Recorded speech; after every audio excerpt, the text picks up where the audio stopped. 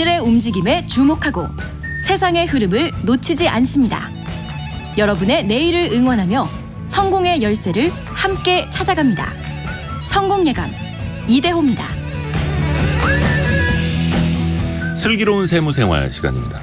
지난번 시간에 저희가 가족 간의 돈 거래할 때 주의해야 된다. 이 잘못하면은 세금 조사 들어올 수도 있고, 증여세 어떻게 하면 증여세를 내야 되는 거고 어디까지는 증여세를 내지 않아도 되는 건지 설명을 드렸는데 정말 많은 분들이 추가 질문을 많이 주셨습니다. 보통 저희가 애프터 서비스 시간으로도 소화를 할 수 있는데 제가 소화할 수 있는 능력 범위를 한참 넘어서더라고요. 그래서 누리세무그룹의 김철훈 세무사를 다시 모셨습니다. 어서 오세요. 안녕하세요. 이게 작은 돈도 네. 신경이 쓰일 수밖에 없다 보니까 이 증여의 범위 많은 분들이 더 궁금해하시더라고요. 맞습니다. 예. 저희가 모아놓은 질문을 지금 이제 차례차례 풀어서 한번 드리겠습니다. 네. 먼저 2610님의 질문인데요. 부부끼리 각자 생활비를 각출해서 사용합니다. 남편 통장으로 매달 이체하는 건 비과세가 될까요? 라고 질문 주셨어요. 네. 아내가 남편 통장으로 돈을 이체를 하고 네. 그 돈을 모아서 서로 간에 이제 생활비로 사용을 한다면은 네. 증여세에서 비과세로 됩니다. 민법에서도 이제 직계 혈족, 뭐 부모 자식 간이라든지 예. 아니면 배우자 간에 서로의 부양 의무가 있다라고 나와 있거든요. 네. 그렇기 때문에 따라서 뭐 각출을 해서 서로 돈을 모아서 사용하지 않다고 하더라도 한 사람이 다 부담한다고 하더라도 이거는 증여세가 비과세가 됩니다. 생활비 용도로 부부간에 서로 통장으로 돈을 주고받고 예. 그 한 사람의 통장으로 생활비를 쓰는 것까지는 괜찮다. 네. 김석현님의 질문인데요. 자녀한테 생활비를 따로 입금하지 않고 아예 엄마, 아빠 카드를 줘도 문제가 될까요? 네, 최고의 카드죠. 엄파 카드. 예. 네, 엄마, 아버지가 이제 카드를 자녀에게 줘서 그 돈으로 이제 생활을 한다고 하면은 마찬가지로 자녀의 생활비이기 때문에 엄밀하게 말하자면 증여이긴 한데요. 예. 단순히 생활비 정도의 수준의 카드 사용을 하고 있다면은 네네. 증여세 비과세가 됩니다. 이것 역시 용돈 수준, 생활비 정도 수준이라면 네, 이게 이제 금액이 커질 때도 고민이 생깁니다. 맞습니다. 신승호님의 질문인데 자녀가 외국 유학에 갔을 때 몇백만 원씩 생활비 주고 네. 뭐 실제로 외국에서 많이 들죠. 그렇죠. 주거비까지 지원하면 이것도 증여세 대상입니까? 라는 질문이에요. 네, 계속해서 뭐 생활비, 중어비 이런 내용들이 나오는데요. 네. 증여세법에서는 이제 완전 포괄주의라고 해서 웬만한 재산의 무상으로 이전을 하게 되면 네. 이건 다 증여로 봅니다. 네. 그 중에서 몇몇 가지를 정해놔서 이거는 증여세는 비과세 하겠어라고 정해놨는데 예. 그중에 대표적인 게 이제 생활비와 학비입니다. 생활비, 학비는 괜찮습니다. 괜찮습니다. 네.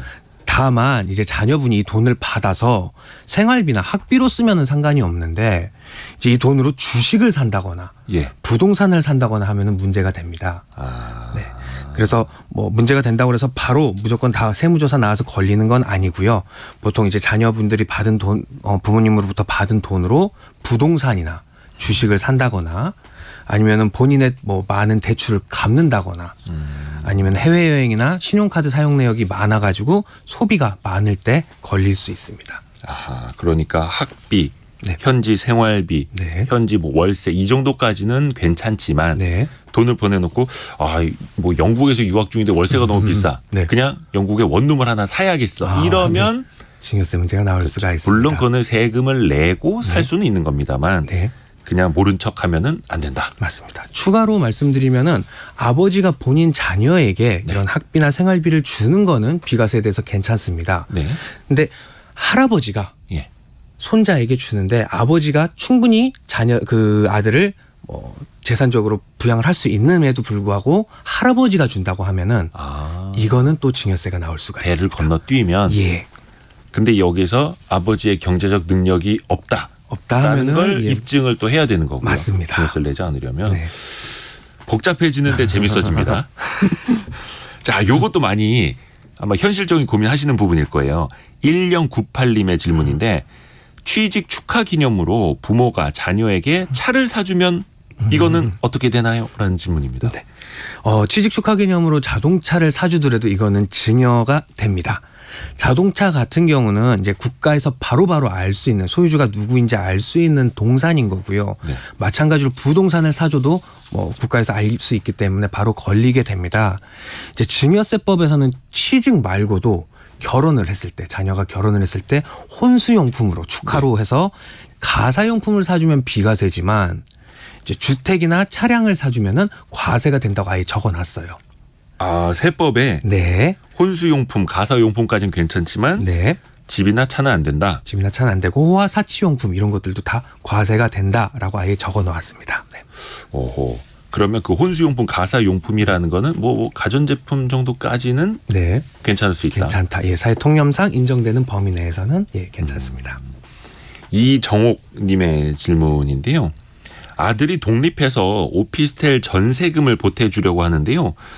부모 명의로 집을 계약하면 이건 증여가 그럼 없는 건가요? 라는 질문이에요. 요거는 한번 질문을 나눠서 봐야 되는데요. 예. 이제 아들이 독립을 해서 오피스텔 전세금을 보태준다고 하셨는데 예. 이 보태주는 게 돈을 아예 주는 건지 아니면은 잠시 돈을 빌려줬다가 이제 나중에 아들이 이제 갚을 여력이 됐을 때 다시 돈을 받는 건지를 확인을 하셔야 되는데 돈을 아예 주는 거면은 증여가 되는 거고요. 네. 돈을 빌려주는 거다. 전세금이 아직 일정 부분 부족해서 빌려주는 거라고 하면은 차용으로 진행을 하셔야 되고요. 차용증 만들고 법정 이자인 4.6% 서로 주고 받고 시키고 그리고 공증까지 받으면은 이제 문제가 없습니다. 공증이 비싸다고 한다면은 이제 뭐 주민센터에서 확정일자를 받는다거나 아니면 우체국에서 내용 증명으로 처리하면은 뭐 같은 효력이 한 1,000원에서 한 5,000원 정도만 들이면은 네. 뭐 충분히 가능합니다. 그리고 두 번째로 부모 명의로 집을 계약하면 증여가 없는 건가요라고 뭐 질문을 주셨는데 이렇게 부모 명의의 전셋집이나 아니면은 뭐 주택을 부모랑 같이 살지 않고 그냥 아들이 거기에서 거주를 하게 된다면은 네. 요건 또 다른 의미가 되기 때문에요. 타인의 부동산을 무상 사용하는 거에 대한 증여세가 또 따로 규정이 되어 있습니다. 그래서 이때는 뭐 금액에 따라서 증여세가 나올 수도 있고 안 나올 수도 있습니다.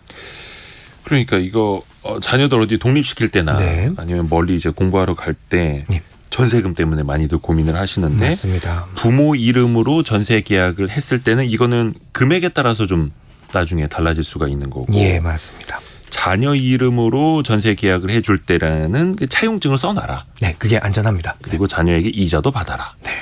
근데 그렇지 않을 경우에는 그냥 아예 그참에 증여를 할 수도 있는 거고요. 그렇습니다. 그리고 뭐 세무서에서는 이렇게 차용증 없이 부모가 자녀에게 이렇게 줬다라고 돈이 갔다라고 하면은 일단은 증여로 보게 되기 때문에 주의해야 됩니다. 자녀에게 세금 없이 증여해 줄 수 있는 게 5천만 원이죠? 예, 맞습니다. 네. 5천만 원까지는 가능합니다. 그리고 1315님의 질문이에요. 부모님 연세가 80이 넘어서 수입이 없으십니다. 담보대출금, 이자를 제가 납부해주고 있는데요. 여기에도 과세가 될까요? 라는 질문이에요. 네, 이것도 마찬가지로 과세가 되게 됩니다. 이것도 증여가 되는 거고요. 그러니까 역으로 내가 부모님에게 증여를 해드리는 셈이 되는 거예요. 네, 맞습니다. 이것도 조금 전에 질문 주셨던 이것도 5천만 원까지는 증여재산 공제가 되기 때문에 증여세가 안 나오게 돼요. 그래서 이자가 얼마인지는 모르겠지만 일단 증여는 맞고 그 이자 금액을 갚아준 게 10년 동안 5천만 원 이내다라고 한다면은 증여재산 공제를 받아서 세금은 안 내게 됩니다. 그 5천만 원은 10년 동안에 한 번 쓸 수 있습니다. 네. 그 10년이 지나면은 5천만 원을 추가로 더 증여할 수가 있는 거예요? 예, 다시 뭐 리셋돼서 다시 5천만 원을 또 추가로 증여를 해도 세금은 안 나오게 됩니다. 그럼 한 30년 동안 10년씩 나눠서 하면은 5, 35, 1억 5천까지도 증여가 되는 거예요? 네, 30년 동안 1억 5천 하면은 네, 세금이 안 나오고 증여를 할 수가 있죠. 아, 그렇게 많이 증여할 돈이 좀 있었으면 좋겠네요. 4307님의 질문인데요.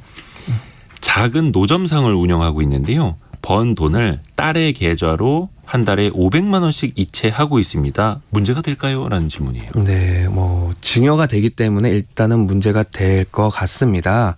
이제 노점으로 번 돈을 자녀에게 매달 500만 원씩 이체를 하면은요, 뭐 증여가 되는데 제 예전에 상담을 했던 경우라면은 이제 부모님이 네. 이제 사정이 있어서 신용불량자라서 본인 계좌로 받을 수가 없었어서 예. 이제 딸의 계좌로 뭐 자녀의 계좌로 이체한 적은 있었었어요. 아하. 이런 경우라고 한다면은 이 돈의 주인이 원래 주인이 부모님이다라는 걸 밝히면은 증여가 아닌 게 돼요. 대신에 그렇게 됐을 땐 뭐가 문제가 되느냐? 부모님 돈이 자녀의 통장에 있기 때문에 차명 계좌로 인한 문제, 금융실명제법 위반 가능성이 있고요. 네.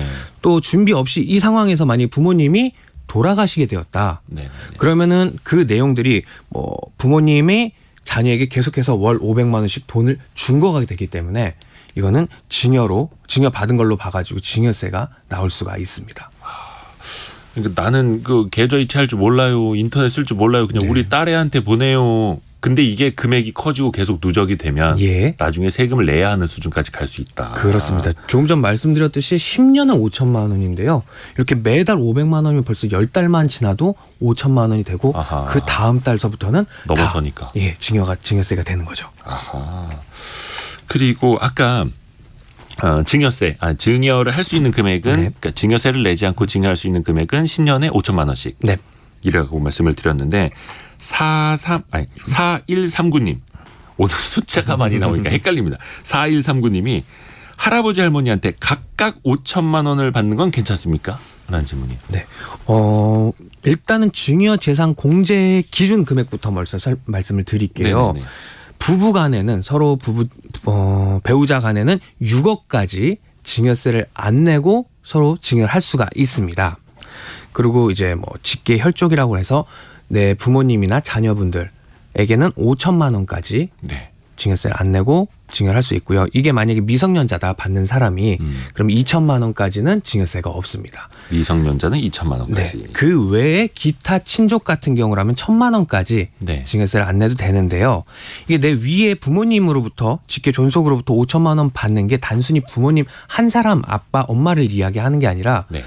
나보다 위에 있는 분들은 다 한 그룹으로 보시면 돼요. 그래서 아버지, 어머니, 할머니, 할아버지, 마찬가지로 외할머니, 외할아버지, 그 위에 증조 할아버지 뭐 이렇게까지도 다 한 그룹이라서 네.